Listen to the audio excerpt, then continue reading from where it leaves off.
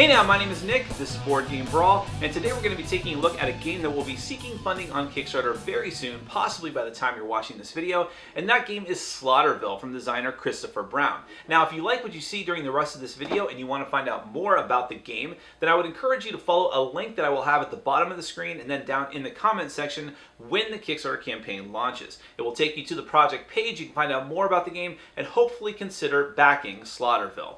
Now, this is a game where players are taking control of college students who are investigating this creepy town named SlaughterVille. The town has a reputation for having a dark and mysterious goings-on and creepy goings-on. Some evil, mysterious force is killing a lot of the college students that get attracted to the town because most college students are kind of dumb and they think that they can win back against these evil forces, or that there's really not anything going on. But you and the other players know differently, and you are trying to survive against these dark and malignant forces, exploring the town, trying to find clues, beating back all these creepy monsters, and trying to escape alive to tell the tale. Let's go ahead and take a brief look at how the game is played, and then we're going to come back and I'll let you know my final thoughts.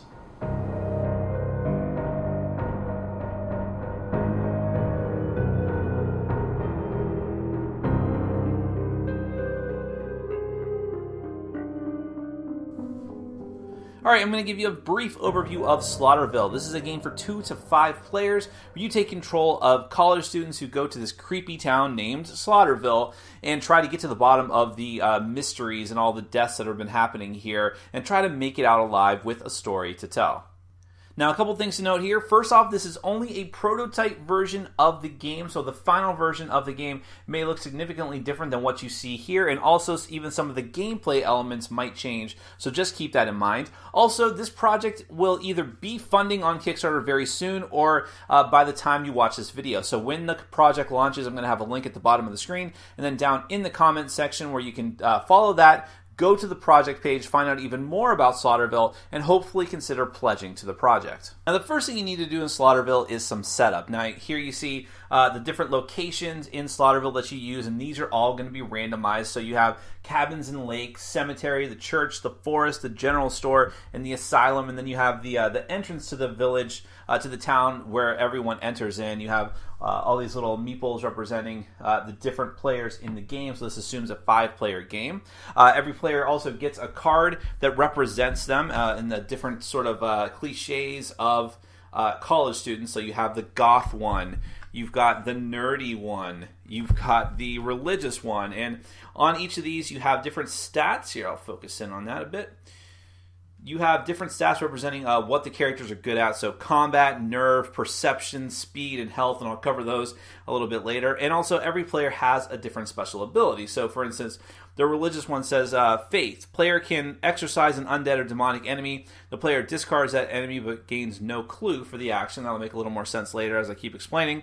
The player may also spend a clue to banish the villain, send the villain to the villain starting area. Because of course, you will be fighting off against the villain, which is actually another randomized thing that you have in the game. You have different types of villains that you may potentially fight against because that's what you're trying to do in this game, is escape the big bad and put it to rest once and for all. So this villain that you can choose either randomly or by choice is a descendant of Bathory with a combat value of 5 and a lot of different special conditions, which we'll get back to in a minute. But for instance, another example would be the ancient burial ground, which you're fighting against, and the spirits that haunt that place. There's even one that's like the body snatchers, where it could actually turn some of the players against each other.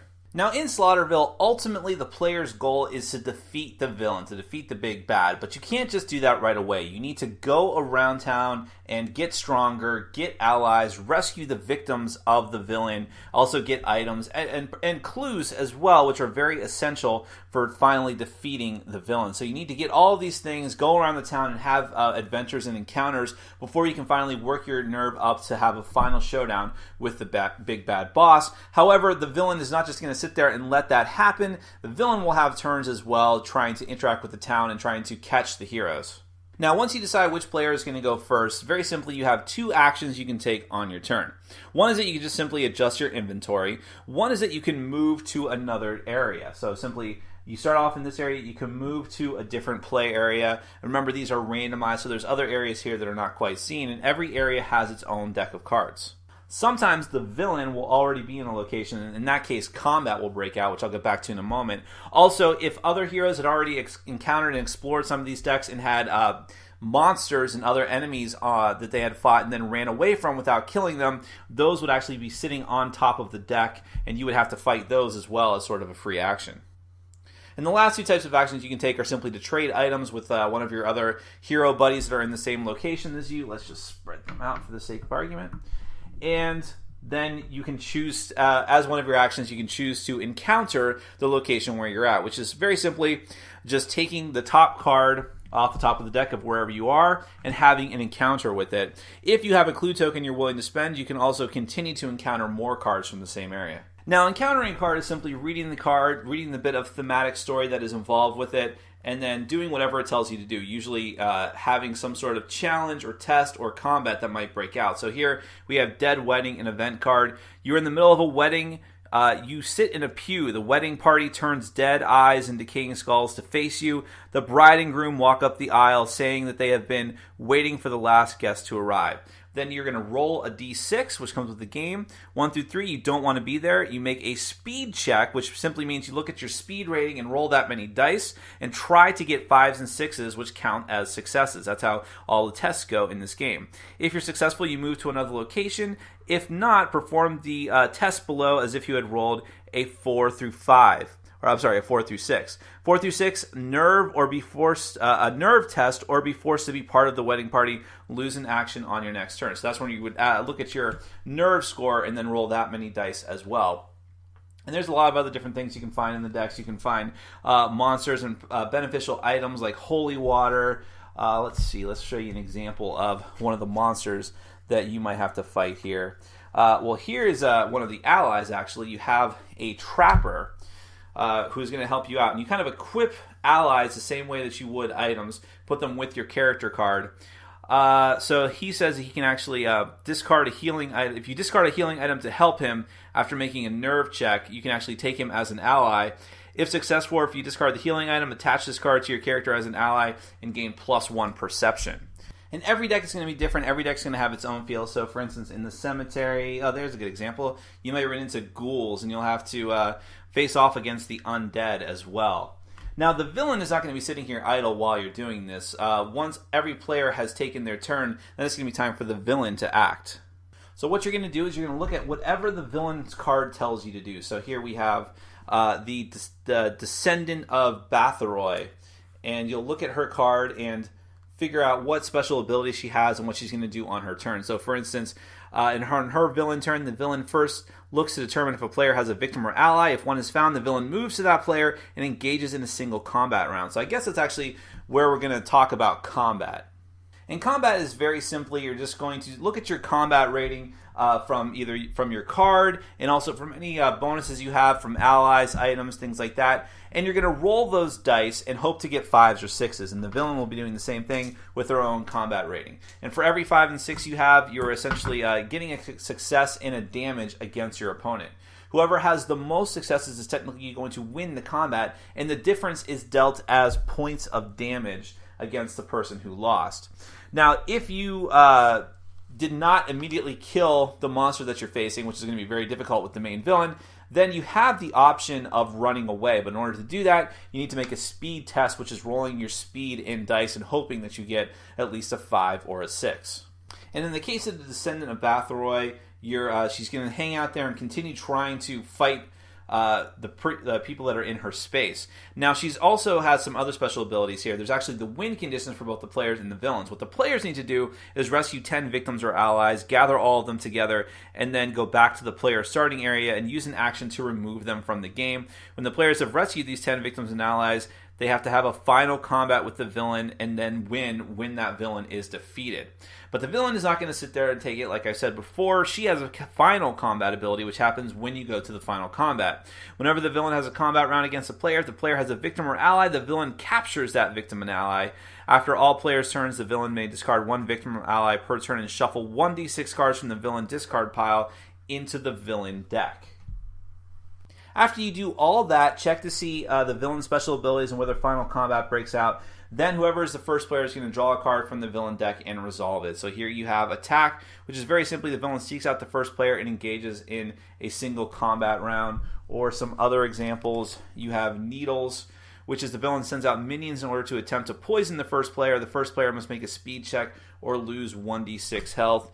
And Capture Victim. The villain sends minions to a random location in order to capture a victim. You take a random victim or ally from the discard pile and place it on the villain card. Shuffle a random card from the villain's discard pile into the villain deck for each victim or ally the victim has captured. And just remember, there are multiple villains that you have the option of fighting in SlaughterVille. This is just one example that I wanted to show you. There's also Body Snatchers and the Ancient Burial Ground. There's a lot of variety here, and even the different locations have a lot of variety as well. You'll always be using something different. And with all their each personalized encounter cards, you'll be finding patients and doctors to possibly help you in the asylum, and of course some not so fun ghouls in the cemetery. Just a lot of flavor in every deck, and lots of different heroes to choose from as well. These are just some of the ones that I randomly chose for this setup. So you have a lot of different options in this game, a lot of variety. You're trying to run around, stock up on allies and help and survive the evil minions of the villain